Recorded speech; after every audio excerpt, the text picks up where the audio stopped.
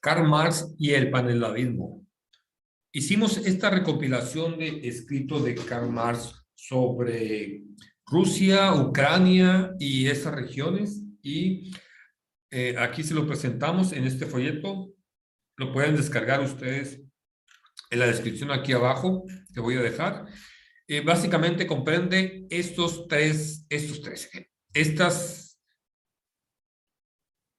escritos que recopilé de Marx. Prólogo a la primera edición de El Capital, lo cual es muy importante, ya que es la intención de los escritos de Marx.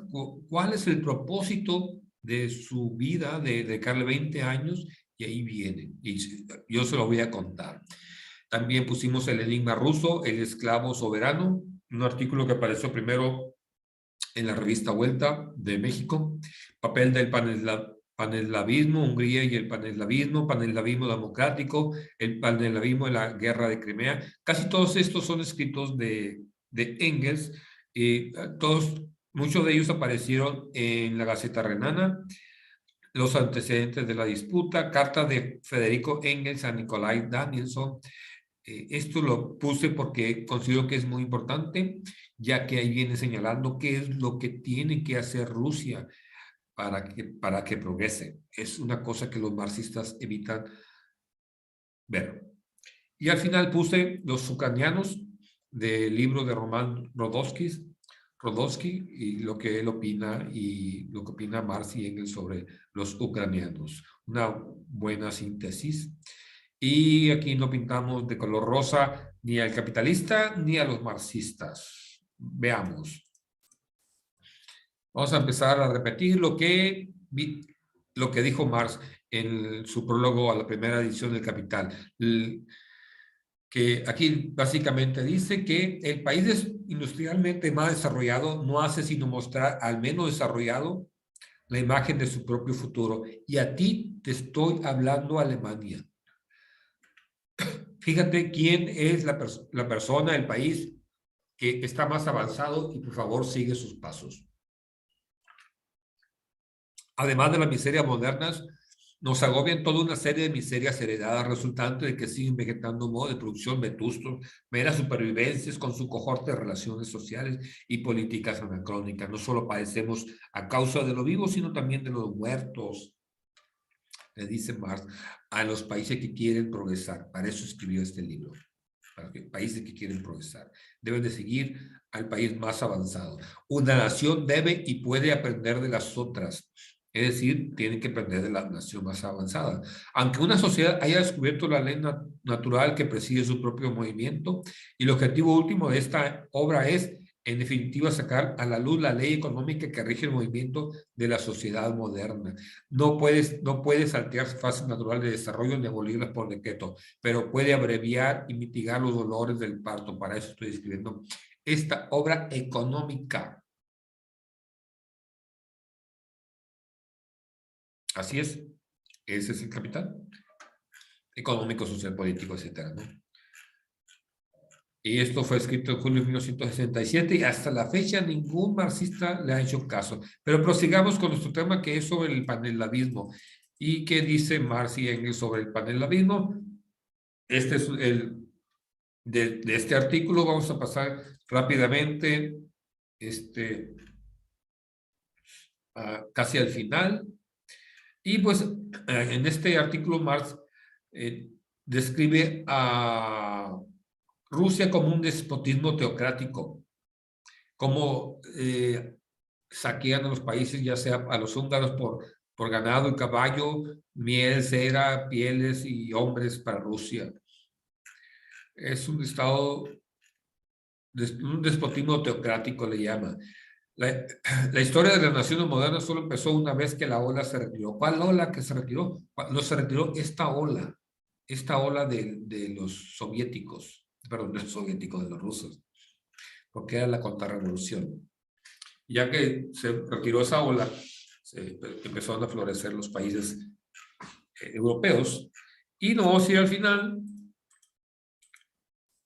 que bien, donde viene en síntesis lo que trata este artículo, que es bastante histórico y no pretendo leerlo todo aquí.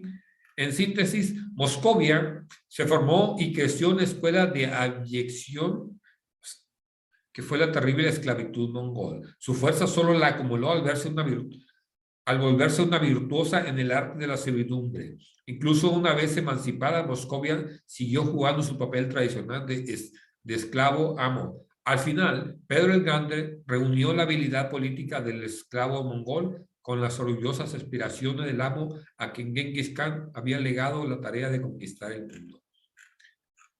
Por eso, esto explica para Marx el que los rusos sean despóticos, porque aprendieron de los rusos que así los trataron. Y aquí estamos con este artículo de la Gaceta Renana, Hungría y el paneslavismo. Y aquí he desarrollado algunas cosas.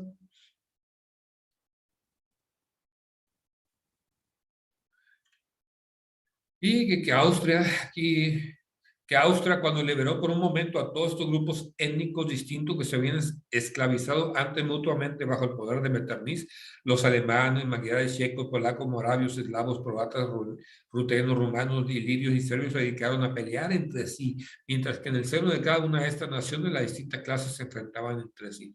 Es decir, en estos pequeños pueblos solamente se la pasaban peleándose entre sí y al interior también se la pasaban peleándose entre sí. ¿Cuándo iban a poder progresar? Es el carácter de esos pueblos. No tienen aspiraciones a largo plazo.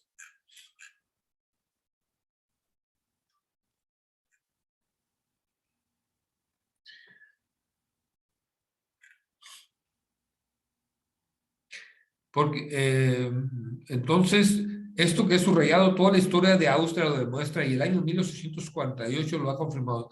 De todas las naciones y grupos étnicos menores de Austria, solo 3 han sido progresistas, han tenido un papel activo en la historia y mantienen todavía su vitalidad. Los alemanes, los polacos y los magiares. Magiares significa Hungría, húngaros. Por eso son revolucionarios ahora los alemanes, los polacos y los húngaros. La misión principal de todas las otras razas y pueblos grandes y pequeños es perecer en el holocausto revolucionario. Por eso son contrarrevolucionarios. Es decir, estos pueblos casi no tienen derecho a existir. Van a estar vegetando de año tras año, de siglo tras siglo.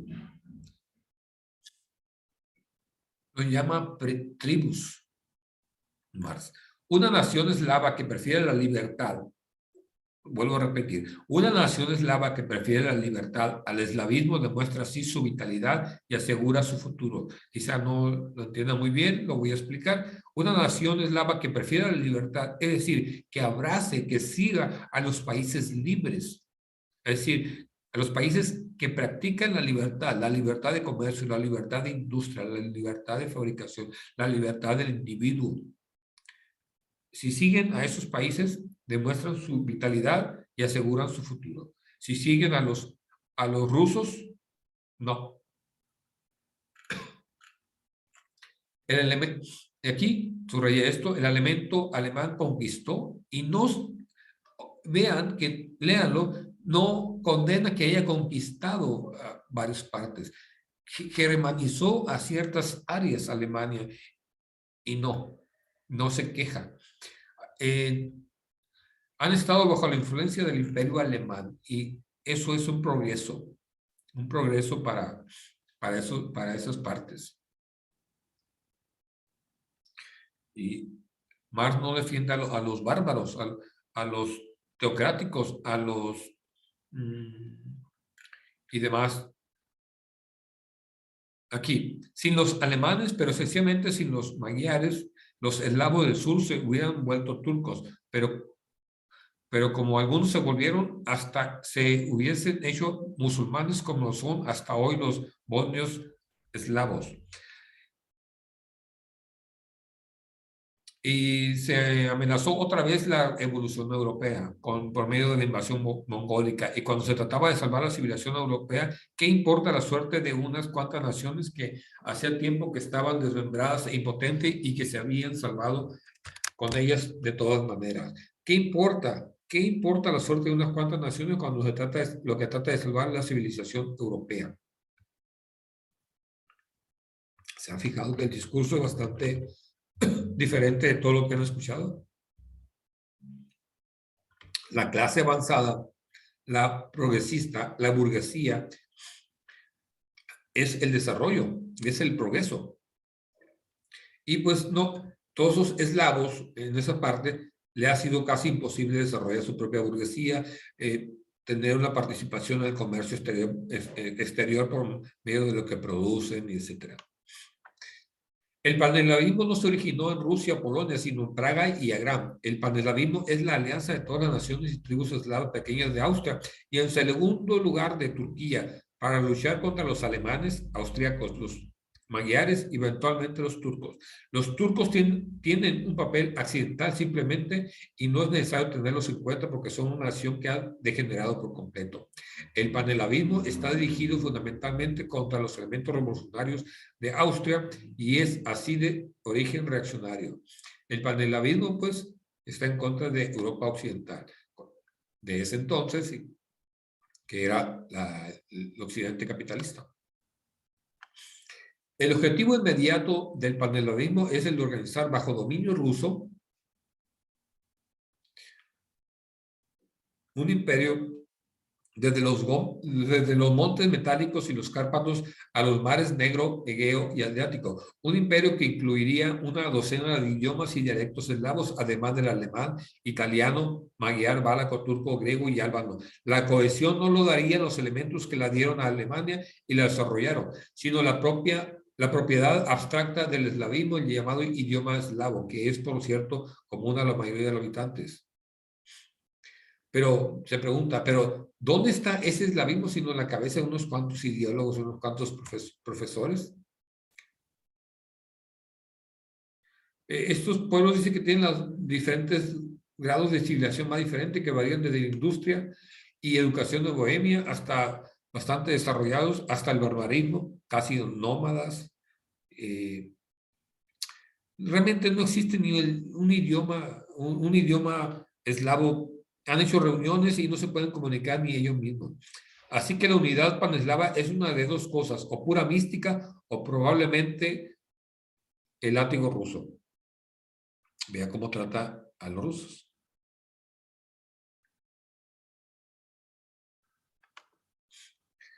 Y aquí, otra vez, no hay país europeo que no tenga en algún rincón una o más ruinas de pueblos, restos de habitantes anteriores desalojados y dominados por la nación que más tarde se encargará del desarrollo histórico. Estos restos de pueblos que han sido pisoteados despiadadamente por el paso de la historia, como dijera Hegel, estos desechos de pueblos se convierten y siguen siendo hasta su exterminio o desnaturalización en el sostén más fanático de la contrarrevolución, ya que su existencia no es más que una protesta contra una revolución histórica. Esos pueblos se la pasan protestando, esos pueblos pequeños, y siempre están en contra de la historia.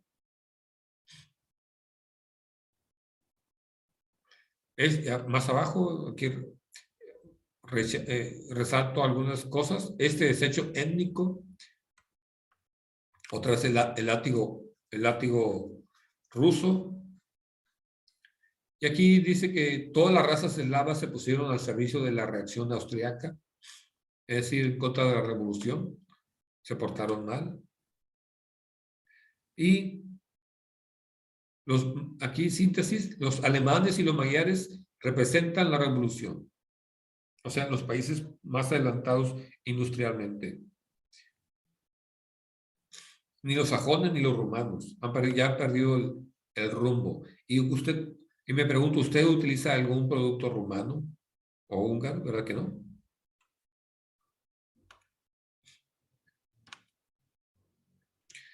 Y así es. El progreso de un pueblo es la capacidad que tiene para ponerse de acuerdo para fabricar cosas, para progresar sus propios bienes y venderlos para afuera. Pues aquí pueden ver mis subrayados con la contrarrevolución eslava, con todo su barbarismo, los eslavos.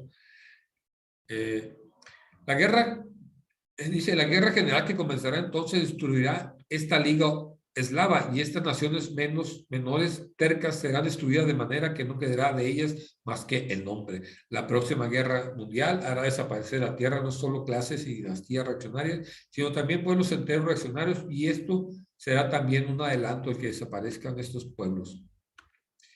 Y así es más o menos el tono de los escritos sobre el paneslavismo de Marx y Engels. Aquí está este artículo del paneslavismo democrático, donde acusa de fantasiosos sentimentales a aquellos que luchan por la paz y la fraternidad universal de los pueblos. Creo que aquí viene que en nombre del progreso, qué bueno que en nombre del progreso a México se le quita la mitad de su territorio porque no ha sabido hacer nada, etcétera.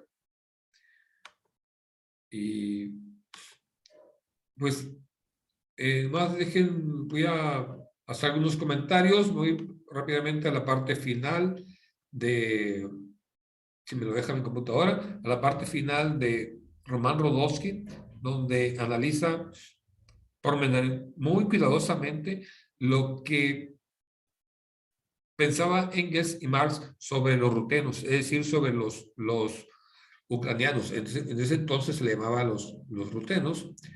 Y Román Rodowsky, pues, es ucraniano. Entonces, está indignado en que traten a su país, a su pueblito, lo trate Marx y Engels despectivamente. Y Gartos se esfuerza mucho, minuciosamente, en tratar de demostrar que se equivocaron. Y lo voy a...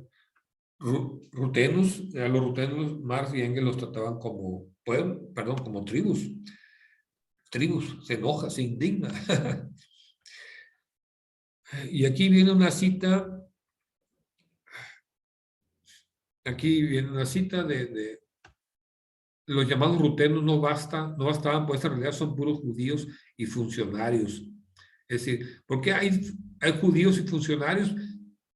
Funcionarios alemanes, perdón, porque son los que son más o menos capaces de organizar la economía de los rutenos, de los ucranianos. Y el pueblo ucraniano pues pone la mano de obra, pero es por la falta de capacidad de ellos. ¿Sí me explico? Entonces, cuando llegan los alemanes y algunos judíos, son los que organizan la economía. Se van a esta parte de Occidente, pueblos occidentales, aunque los judíos no son occidentales, y pues caen en manos de los rusos, pero caen en manos de los rusos porque no pueden tener una independencia propia, una economía propia, no son fuertes. Y Rozovsky se indigna. Aquí hay otras citas de Rozovsky, y ya para terminar, dice, Engels, como es natural, se equivoca. Y aquí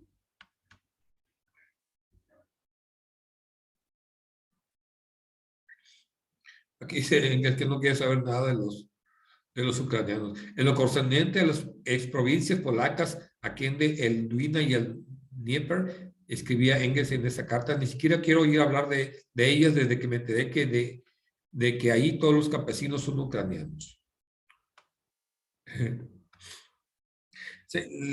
Le espeta aquí a Mary el que no defendiese a ese país.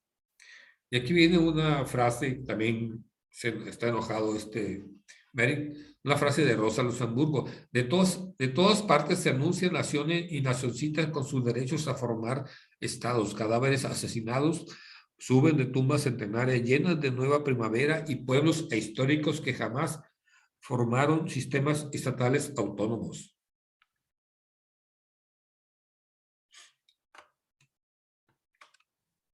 Y aquí termina, ya terminamos. Espero que les sea de utilidad.